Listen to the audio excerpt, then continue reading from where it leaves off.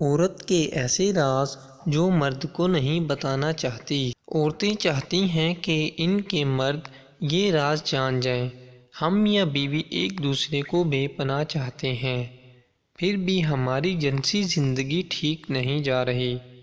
یہ شکایت ایک پڑھی لکھی خاتون نے کی ہے۔ وہ ہائی اسکول میں ٹیچر ہے اور خاصی ذہین اور سمجھدار ہے۔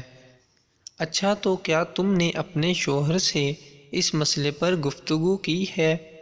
میں نے اس سے اس کی شکایت سن کر کہا۔ اس کا شوہر ایک ہسپتال میں معروف ڈاکٹر ہے۔ دونوں کی شادی کو 12 برس بیت چکے ہیں۔ میں جب کبھی ان کے گھر جاتا ہوں تو ایک خوش باش اور معقول حد تک کامیاب گھرانے کا احساس ہوتا ہے۔ یہ اپنی شکایت نوک زبان پر نہ لاتی تو مجھے ان کی ازدواجی زندگی میں اس خامی کا کبھی احساس نہیں ہو سکتا تھا۔ میں اس سے ہر بات کر سکتا ہوں، لیکن بابا میں ہم بستری پر بات نہیں کر سکتا، ہمت ہی نہیں پڑتی۔ اس کے کہنے پر میں آخر میں اسے کیسے بتاؤں کہ میں کیا چاہتی ہوں؟ آپ جانتے ہیں کہ یہ صرف اس کا مسئلہ نہیں، مختلف تعلیمی اور سماجی حیثیت رکھنے والی عورتوں کو اکثر اوقات اسی قسم کے احساسات ہوا کرتے ہیں۔ اس کے علاوہ یہ صرف ہمارے ملک کا معاملہ نہیں ہے۔ امریکہ جیسے ترقی یافتہ اور جنسی طور پر آزاد رویے رکھنے والے ملک میں بھی صورتحال اسی قسم کی ہے۔ اکثر شادی شدہ افراد اپنے ساتھیوں کی جنسی ترجیحات سے بے خبر ہوتے ہیں۔ یہ الفاظ پامیلا شروق کے ہیں۔ شروق صاحبہ امریکہ کی نارتھ ویسٹرن یونیورسٹی کے جنسی تعلیم کے پروگرام میں ذہنی معالجہ ہیں۔ ایک اور ممتاز امریکی ماہر میکائے نے چند سال پہلے بہت سی شادی شدہ خواتین کا ایک غیر رسمی سروے کیا تو معلوم ہوا کہ ان کے کئی ایسی جنسی ضرورتیں ہیں جن سے ان کے شوہر بالکل بے خبر رہتے ہیں۔ عورتیں چاہتی ہیں کہ کسی نہ کسی طور پر ان کے شوہروں کو ان ضروریات کی اطلاع ہو جائے، مگر مسئلہ وہی ہے، سمجھ میں نہیں آتا بات کہاں سے شروع کی جائے۔ سروے مکمل کرنے کے بعد میکائے نے امریکہ کے 6 بہترین جنسی معالجین سے اس موضوع پر گفتگو کی۔ تعجب کی بات یہ ہے کہ وہ بھی ان عورتوں کی رائے سے متفق تھے کہ ان کے شوہروں کو ان جنسی ضرورتوں کو علم ہونا چاہیے۔ آپ ان کو ایسے جنسی راز قرار دے سکتے ہیں جن سے عورتیں اپنے شوہروں کو باخبر دیکھنا چاہتی ہیں۔ عورت کے لیے ہم بستری زندگی کا ایک حصہ ہوتا ہے۔ مردوں کو یہ بات اچھی طرح ذہن نشین کر لینی چاہیے کہ اکثر عورتیں اس وقت تک جنسی طور پر مطمئن نہیں ہوتیں جب تک ان کی مجموعی ازدواجی زندگی خوشگوار نہ ہو۔ گویا یہ نہیں ہوتا کہ ان کے دن اچھے نہ ہوں مگر راتیں اچھی ہو جائیں۔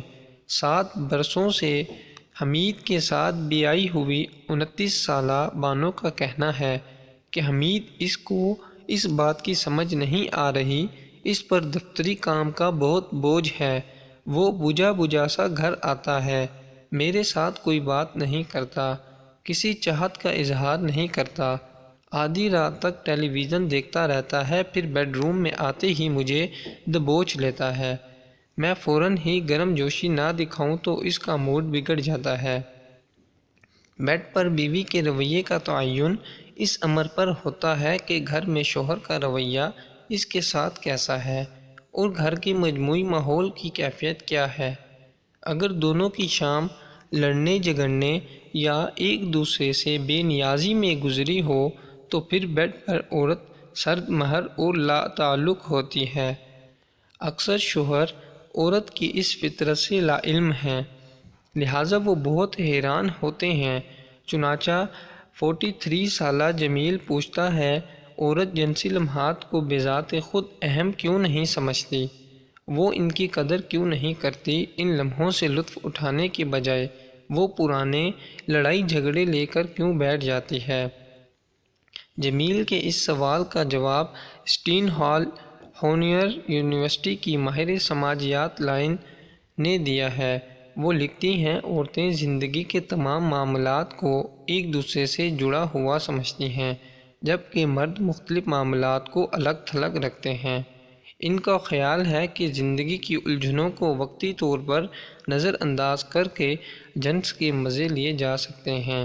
جنسی امور کی شرح افاق ماہر جینا جانسن اپنے علم اور مہارت کی بنا پر دعویٰ کرتی ہیں، جنسیت اور چاہت کو خانوں میں تقسیم نہیں کیا جا سکتا، بھرپور ہم بستری قربت اور چاہت کا تسلسل ہوتی ہے۔ یہ حقیقت بہت اہم ہے، چنانچہ ماہرین اچھی ازدواجی زندگی کے لیے یہ مشورہ دیا کرتے ہیں کہ میاں بیوی جب ہم بستری پر آمادہ نہ ہوں تو بھی ان کو ایک دوسرے کے لیے چاہت کا اظہار کرتے رہنا چاہیے۔ شوہر شام کو گھر لوٹتے ہوئے کسی وجہ کے بغیر ہی بیوی کے لیے گلدستہ یا کوئی اور تحفہ لے آئے، چوں کو سیر و تفریح کے لیے لے جائے، تو اس قسم کی باتوں سے ان کی جنسی مسرتیں بڑھ جاتی ہیں، ان کی ازدواجی زندگی بہتر ہو جاتی ہے۔ ناگوار امور کے بارے میں نرمی سے مگر صاف صاف بات کرنے سے بھی مدد مل سکتی ہے۔